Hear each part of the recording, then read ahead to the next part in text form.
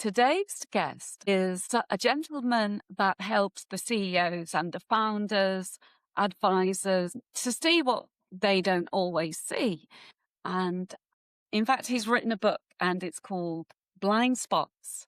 And it's really how to see risk before it strikes, protect your venture, and unlock growth. For me, it's a delight to meet Jonathan, and I'd like to welcome you to be or not to be.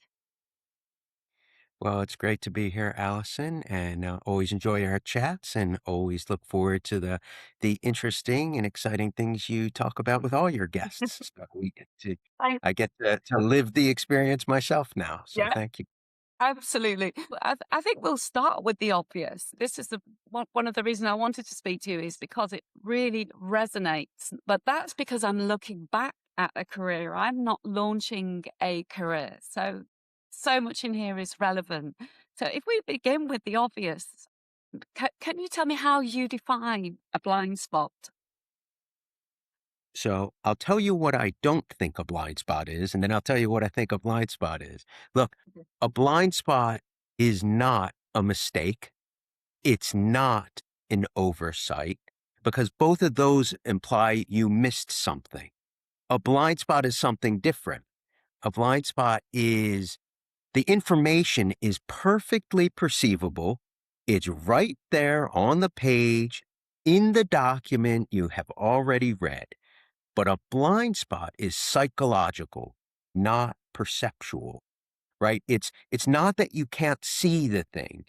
It's that seeing what it means actually requires you to imagine a version of yourself you have absolutely no incentive to ever picture.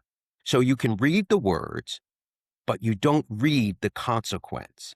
And that's why so many smart, well-advised people have them, and why more information doesn't fix them, right? So that was the whole point of why I wanted to write the book, not to tell founders something they do not know, not there's so many books that will tell founders what they need to know here, there, everywhere.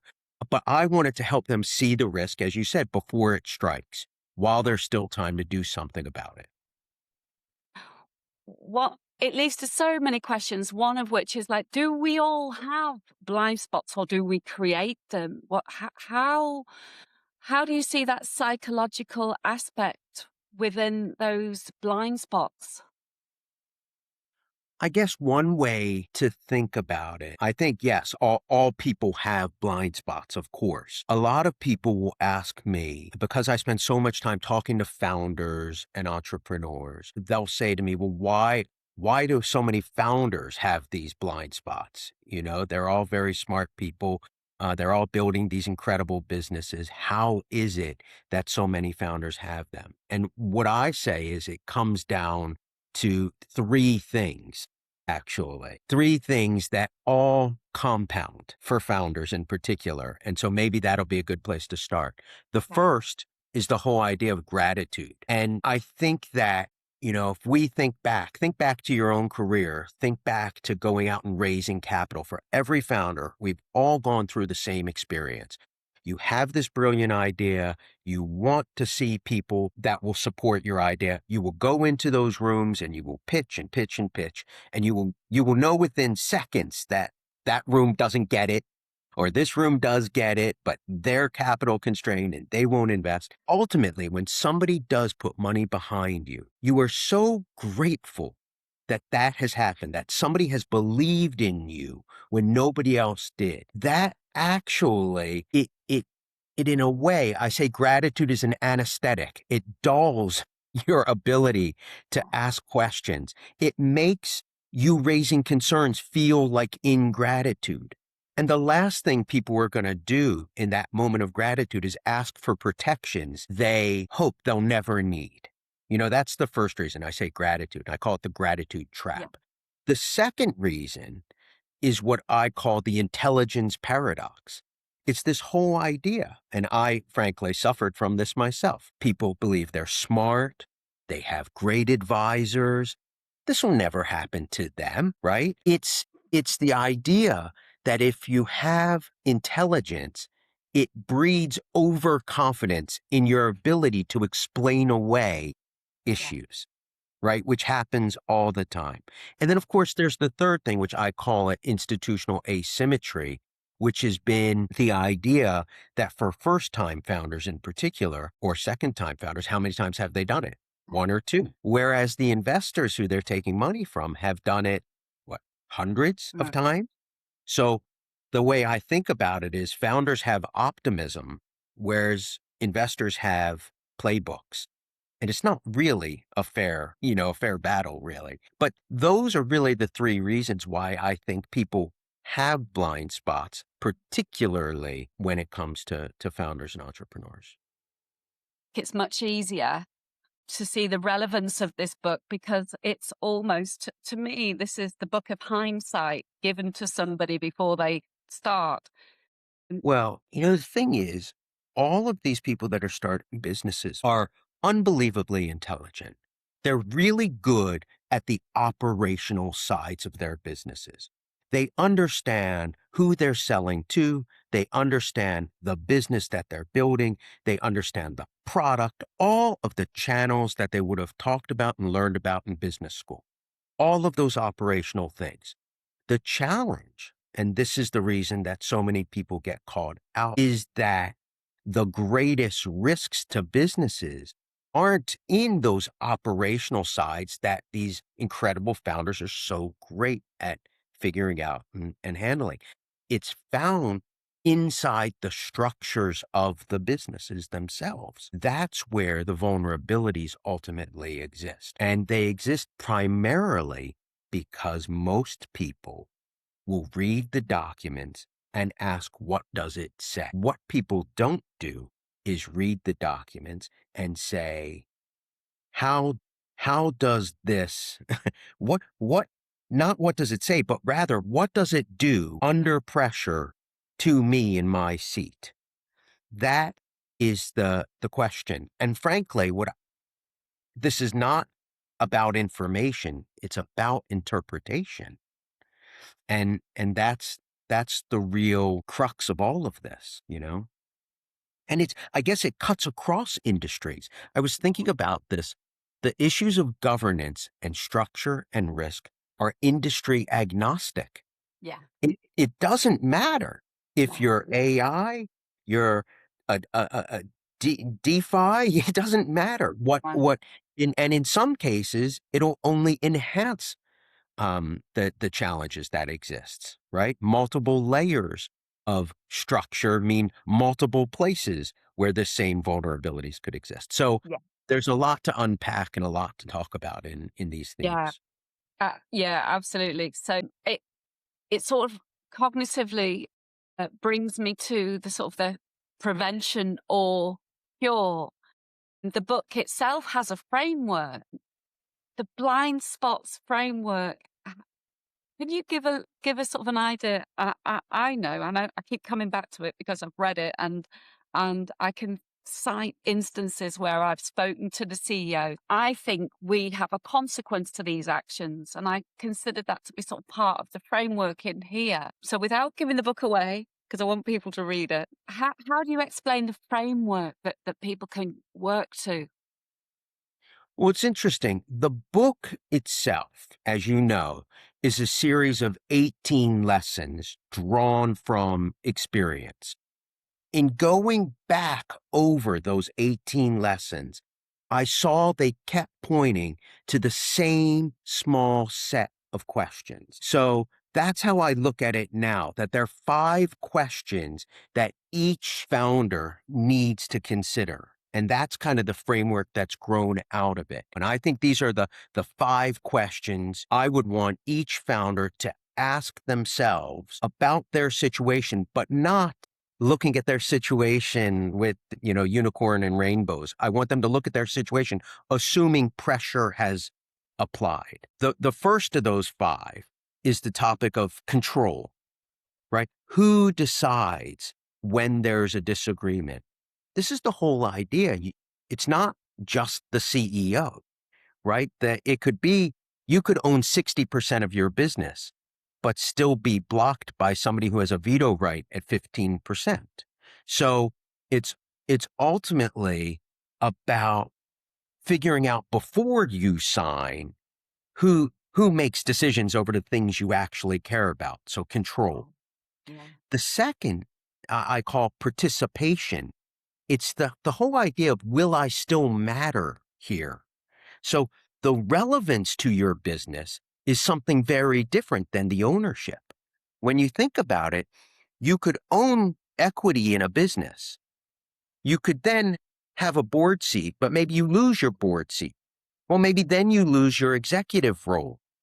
Well, now all of a sudden you have equity in a business that you don't even recognize anymore. So I guess my point there is, people will focus on their ownership, but I think they also need to be focused on their board seat, for example. They need to be focused on their participation in the business. The third thing that I think people need to focus on is and look at is ownership, but in the concept of and from the perspective of, what do I actually keep? So this is the idea. You need to look at what happens to those vested and unvested shares. You have to understand what happens if there's the ability of the company to buy back your shares at cost. You need to be looking at those bad lever and lever provisions as if you are the lever, right? That's the key, putting yourself in that position. The fourth is all about economics. What do you ultimately receive when the day comes? Again, people love to look at that headline valuation and think, wow, look at that big number. Somebody recently talked about all the challenges to selling your business for $1 billion. I was like, okay, like that would be a good thing to have to worry about. But it is an issue. You have to look at the waterfall. You have to understand the intricacies of the liquidation preferences. A headline number is interesting, but ultimately, founders need to be modeling out realistic returns, not optimistic returns. And then lastly, the fifth topic is optionality. What stays open to me? And this is about considering non-competes, lockups, consent rights, the things that would block you as the founder from doing whatever it is you want to do next. So those five topics, control, participation, ownership, economics, and optionality, none of them sit in their nice little boxes. You have to Mhm. look at all of them from the perspective of somebody under pressure and see how they all interlink. For example, in a down round where you have anti-dilution, what Yeah. can happen? You end up hitting economics and you end up hitting voting rights, which is control. So you have to think about all of these five vulnerabilities, but understand they're not clean in and of themselves. Yeah. So that's really the framework that comes out of the 18 lessons. And it's a way that I analyze risk across all governance documents. I have to say, your knowledge through experience, and I want to come on to that because again, I think where we connected is the benefit of hindsight and Mhm. experience. I want to explain certain lessons and where Mhm. you can revert to and how actually you can use the book as well. And Mhm. so I very, very rarely ever deface a book because to me these are sacrosanct. But I have had to highlight one or two passages for myself so that when I flick through the book, I go, yeah, actually, Mm. I want to remind somebody of that. Well, Allison, can I tell you, you're reading the book exactly the way I would have wanted you to read it. Because if you look at the introduction, the point of the introduction is to help people understand how to read the book. And it's not because people aren't intelligent and capable, but it's really written as a manual, Yeah. as a individual chapters written in a modular format so that you can decide, oh, I have a cash flow issue. I've got this issue. Let me look at chapter 4. I've now been exited from my business and I have issues about identification and where I fit in this universe. Okay, look at chapter 14. You can go in and out of chapters and it should be the type of book you have on your shelf and you pull down, you mark up, you see what you need, you put it back and it's always there. It was meant to be a resource and a playbook Yeah, for founders, a tool they could use as yeah, and when they need to across the lifespan of the company from funding to exit yeah. and beyond. So, I probably sound like your biggest advocate at the moment, but honestly, if I could have given this book to one or two of my bosses over the span of my career, which is like over the last 40 years, if I'd have had the foresight then to have seen something like this, but it's only with experience that you learn these things. It's prompted a real intrigue, and I'm pretty certain everybody will feel the same about this, is how you actually came to write the book. Can you just perhaps tell us a little bit about your journey? well, look, I was a finance lawyer for 20 years before I ran anything myself. Working on the documents, I understood the covenants, the representation, the terms people negotiate hard over and over. And I thought I understood them very well. I mean, I understood the covenants. I negotiated for investment banks, for funds, for companies. I could tell you what every clause meant. Okay. But knowing what a document says is not the same as knowing what it does. And so that only arrived when I built something myself, right? Gosh. So founding and running my own firm and watching the provisions of the kind I had read thousands of times activate with my name on them. They behave incredibly differently from the inside. Yeah. And that's the arc that built the Yeah. book ultimately. Not a lawyer theorizing about founders, but a lawyer who became a founder and found out his expertise was not protection, right? I mean, that's the whole point. I could have, and people would be like, oh my God, you were a lawyer and it happened to you. Well, that's the thing about this. I mean, I was very good in doing what I did, but Yeah. what I didn't do was I didn't think about what would happen when pressure was applied to every clause. Yeah. And that's what's really interesting. So that's the background to the book. What we talk a lot about, or you've talked a lot about experience and how hindsight. And what I say is experience is, you know, pattern recognition paid at a cost. Wow. And what I'm trying to do is provide that experience through this book without people having to pay the cost. And Yeah. that's the key. I want people to see the risks before it strikes, when they can do something about it so Yeah. they don't go through the experience that I Yeah. went through. They Hmm. don't have to have the experience of going through the combined pressures, the challenges, the risks.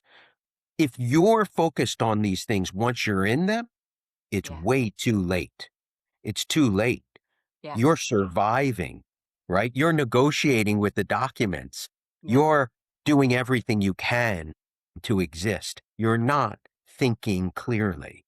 And that's why I say the very best time to think about governance is when everything is going well, when you have nothing else to worry about. Um, so Yeah. hopefully I that mean, gives you a little context. yeah, fantastic.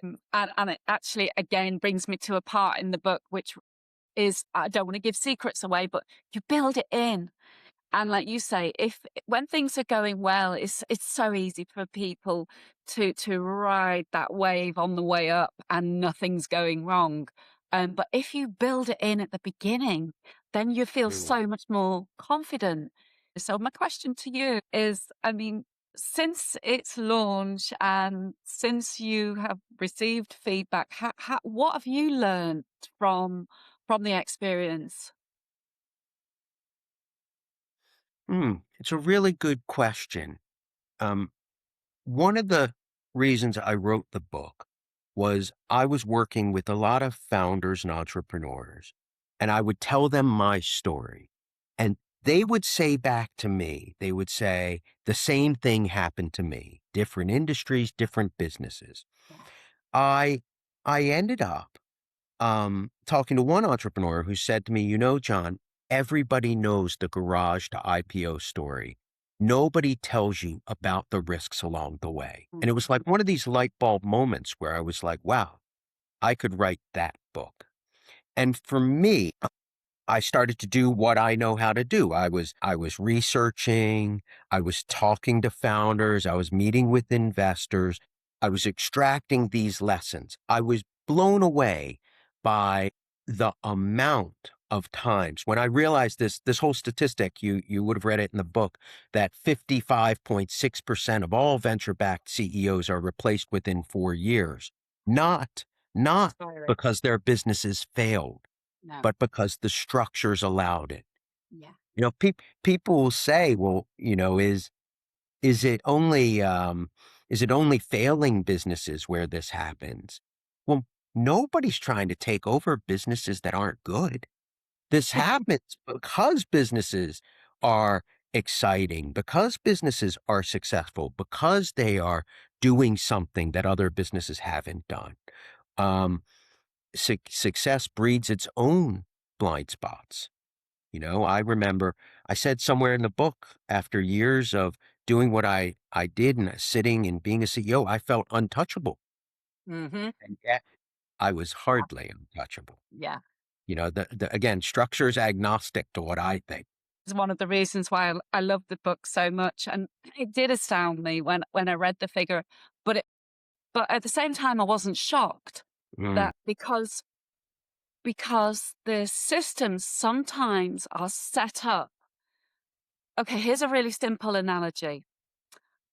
When Simon Cowell sits on Britain's Got Talent, or he is spotting who he can take and control at the very earliest stage to maximize his profit from it. There's nothing wrong with that. It's a capitalist system. Everybody wins if the bands do well.